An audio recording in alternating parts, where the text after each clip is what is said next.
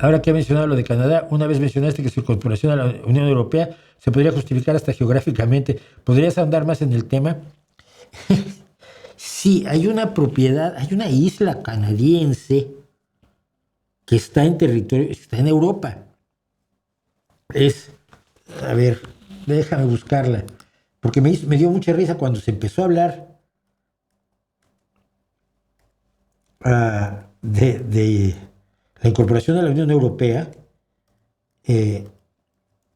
Se habló de esto, pero es un chiste. No, Saint-Pierre y Miquelon son un grupo de 8 islas francesas que están a 20 kilómetros de la costa de Newfoundland. Newfoundland, no Newfoundland. El otro día un canadiense me puso de todos los colores. No es Newfoundland, es Newfoundland. Newfoundland. Newfoundland. Canadá.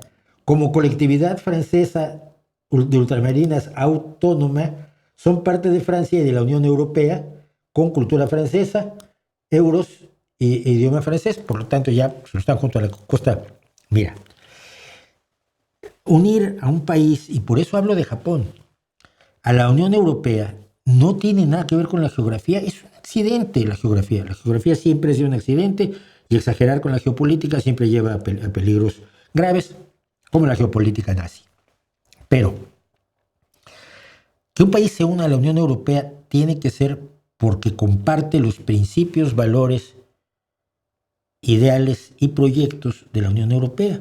Si está en Tuvalu, en el Pacífico Sur, o está en Kiribati, o está en Tokio, si comparte los ideales, debería poder ser parte de la Unión, porque la Unión es una unión de ideales.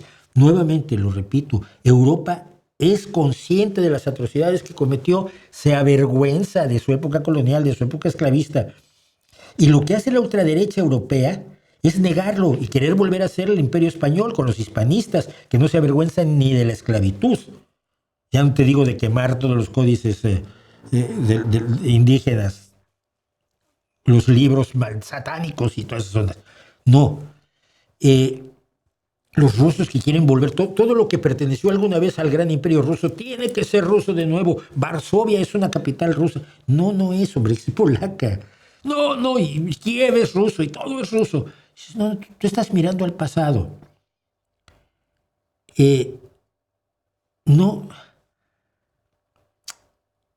No se crean ya uniones con esa lógica imperial. Se crean cuando eres capaz de avergonzarte de lo mal que hiciste y te haces a la idea de hacer algo bueno. Yo me acuerdo cuando estuve en Holanda, en Ámsterdam, y lo hablé mucho con la pareja que me alojó, porque me dieron alojamiento, porque era una actividad así de humanistas ateos que no tienen mucho dinero. Hubiera sido una reunión de la juventud católica y vamos, me alojan en un hotel de 5 estrellas. Pero como esto era de la Unión Ética y Humanista Internacional de mi queridísimo Paul Kurz, pues me alojó una familia y yo hablaba con ellos. Holanda es probablemente de los Países Bajos, son de los que más dan para el desarrollo en África, que la colonizaron y la maltrataron.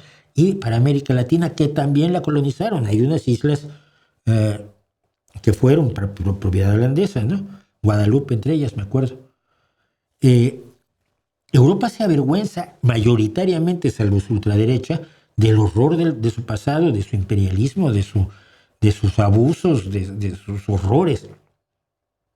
Hay una carga emocional que es buenísima, que es noble, porque son los únicos que lo hacen. Y por lo tanto, si puedes renunciar a lo peor de tu pasado, reconocerlo y tratar de superarlo con un ideal bastante más razonable y bastante mejor como el de la Unión Europea, yo creo que mereces que se te preste atención y creo que cualquiera que comparte esas ideas debe